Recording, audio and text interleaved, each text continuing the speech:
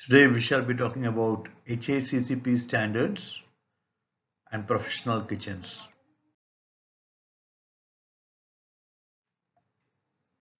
A hazard.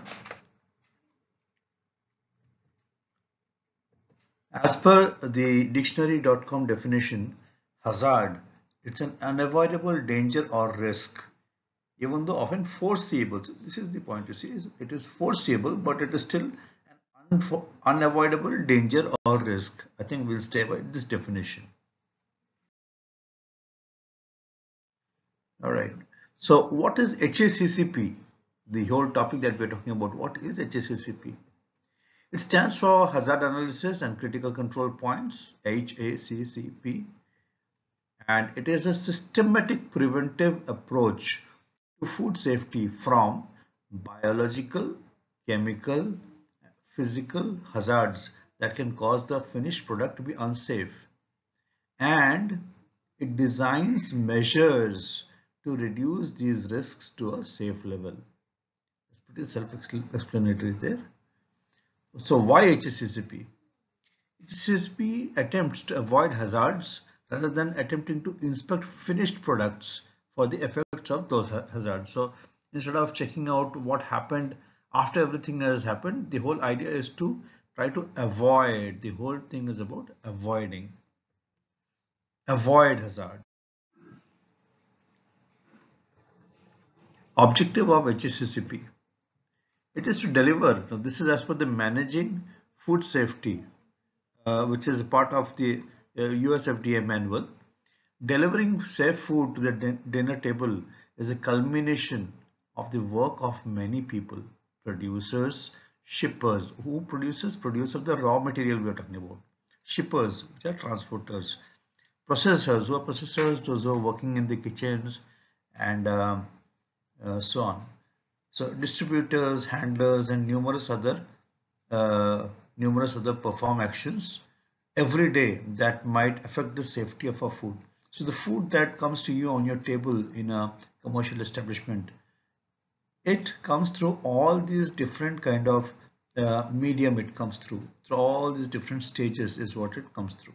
So everyone's challenge is to perform these individual actions as well as possible so that the food people eat is free from physical hazards and dangerous levels of pathogenic microorganisms and hazardous chemicals. So you see here, one of the takeaway points is we're talking about dangerous levels, which means there are some levels which are considered to be acceptable because they are naturally occurring. You cannot say that you have to eradicate all the bacteria, or you cannot say that it has to be totally chemical free.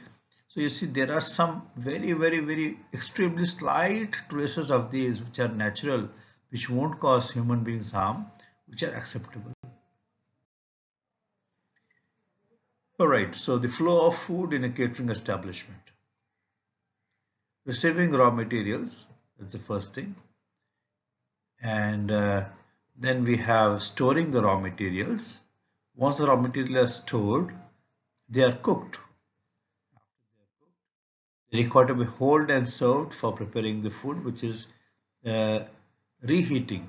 So why the whole thing? After cooking, you may not be able to serve it right directly at that point. For example, if you're talking about airline catering, cooking, and there's a difference between cooking and serving it to the passenger in the airlines. So in the meanwhile, there is a system in which it has to be held.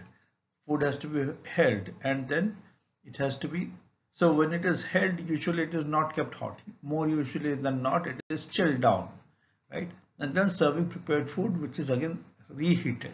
So while cooking, it was of course heated, and then it was held, during which it was chilled, and then it is reheated. After which you have the cooling and storing leftovers. So in case, now you see, if you have a function wherein you have a lot of people who are being served. So in that case, you have the cooling and storing of leftovers, right? So all that also requires to be stored properly. Post which, when these leftovers are used, these also require to be reheated. So this is the function chain. This is the flow chain that food goes through in most catering establishments. This is the temperature chart of which uh, bacteria, the danger zone is between 5 degrees centigrade and 57 degrees centigrade. This is the temperature zone. In this particular zone, which is called the food danger zone, bacteria thrives the most, right? Bacteria thrives the most. So your food requires to be either below 5 degrees centigrade or above 57 degrees centigrade. This is what it requires to be. When during this chilling down, during this holding, then again when you're reheating, right, all of this we require to see to it that these temperatures are maintained. CCP stands for critical control points. It means an operational step in food preparation process at which the control can be applied and is essential to prevent or eliminate a hazard or reduce it to an acceptable level. So all the phases that food passes through, there are points at which it can be controlled, right? So like we talked about critical limit, it is the limit. So you see, we cannot totally eliminate all aspects of the hazard. Let's say bacteria. We cannot say that, we require it to be zero. Maybe we can say that there is a certain small limit that is there, which is acceptable as far as the prescribed parameters are concerned. Think of hazards as a ticking time bomb. Right? Unless they are controlled, we could all face serious problems. So the hazards could include physical hazards, biological hazards. So biological hazards is in bacteria, parasites, viruses. Yeah, so these are the ones which are the scariest ones. This could happen because of different reasons. Maybe they were pre-contaminated. Maybe they are not stored properly. Bacteria particularly. If your food is not stored properly, we could have serious problems with bacteria or viruses, or even other biological things like we could have roaches and so on. Physical objects. Physical objects include bandages, jewelry, stone, glass, packing material, bone, metal fragments, and so on. So all of them, like it would not feel nice to have a screw landing up on your plate or a band-aid. Right? Chemical contamination made of natural plants and animal toxins. Right? Typical this happens when we have insecticides sprayed on the food which has not been able to properly wash away. Similarly, pesticides are there, and you have food additives which are many times deterrent to your constitution. So all these, they come under chemical contaminations, right? Different kind of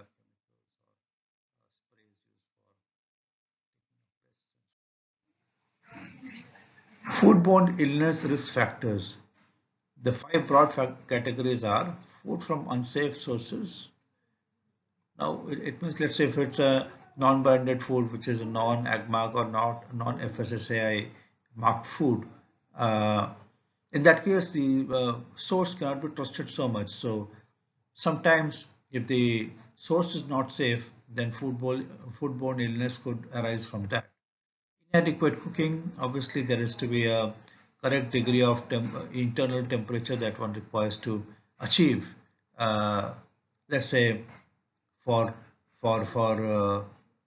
beef preparation, 57 degrees is the least amount of cooking temperature that requires to be there for a certain amount of time to keep it safe. We shall talk about that in further slides. Improper holding temperature, right? So you have prepared the food, but you have not held it at below the risk zone or above the risk zone, which is above the danger zone or below the danger zone as far as bacterial contamination is concerned. In that case, it is improper holding temperature. Contaminated equipment, if your equipment itself is contaminated, it's difficult to prevent food from getting contaminated. Typical chopping boards are ones in which we have this arising the most. You see, chopping boards are all designed to be color coded. The reason is to avoid cross contamination. You have blue chopping boards that are for fish, yellow usually for pork, red is for raw meat, white is for bread and breads, and then green ones are for vegetables. So if these boards are not cleaned properly, or if we tend to use the board that is meant for one category of food for the other, then cross contamination could also happen. Poor personal hygiene. So obviously, uh, yeah, hands are the most common source through which contamination because of poor personal hygiene could happen. So hands require to be disinfected at regular intervals. They require to be washed and kept clean because food is in contact. Temperature for storing food. So food we have categorized at a different this is just a general slide over here for us to understand how raw vegetables, egg, milk, cream, poultry, fish, seafood, and what are their storing temperatures. So here we have.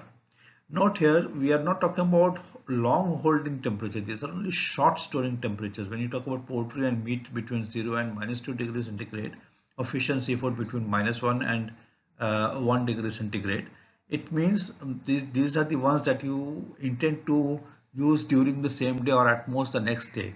Because for long holding, the temperature is required to be below -18 degrees centigrade. These temperatures at that point will not suffice. Yes, for raw vegetables and fruits, this is the temperature that we look for. The same for eggs. Okay, approved internal temperatures for meat, fish, and poultry. So these are the temperatures which you can pause and go through at any point. And so for fresh beef and lamb, 63 is the temperature. 57 it is if you are looking for a slightly underdone or for a medium done kind of a temperature. But then the approved temperature to see to it that there is no possibility of contamination at all is 63 degrees centigrade. That is the internal temperature that we are talking about.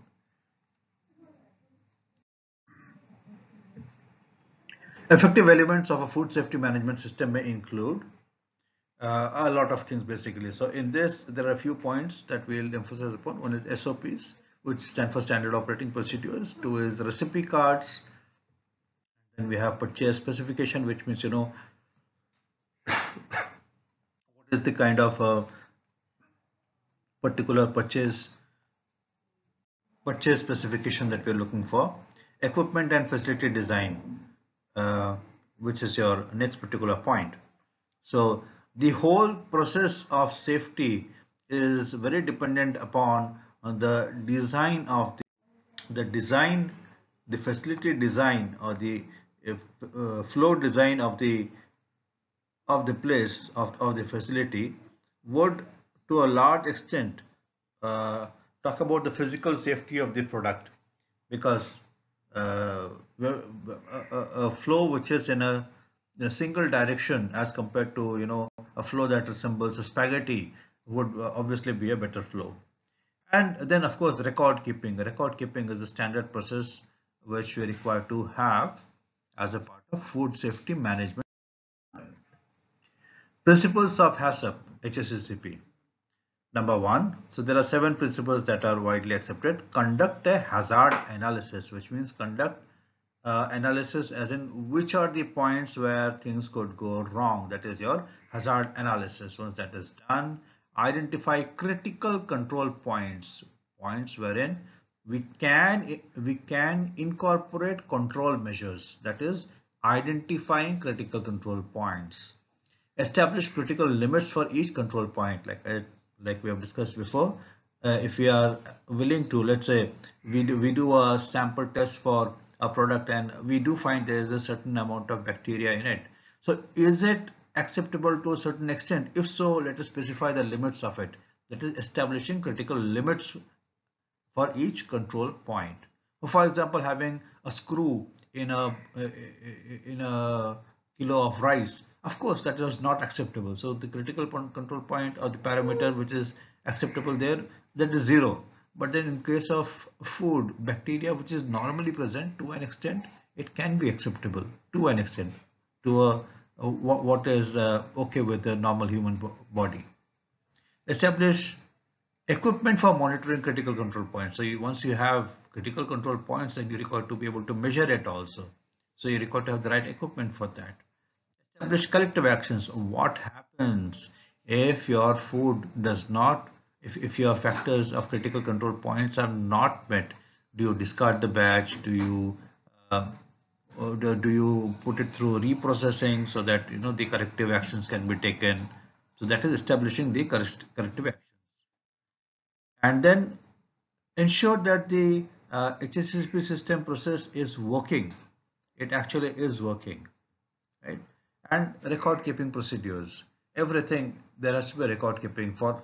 Now record keeping process is for all stages, conducting the hazard analysis, identifying the critical control points, um, again establishing critical limits, at establishing corrective actions, right? All of these they require to have a proper record keeping process.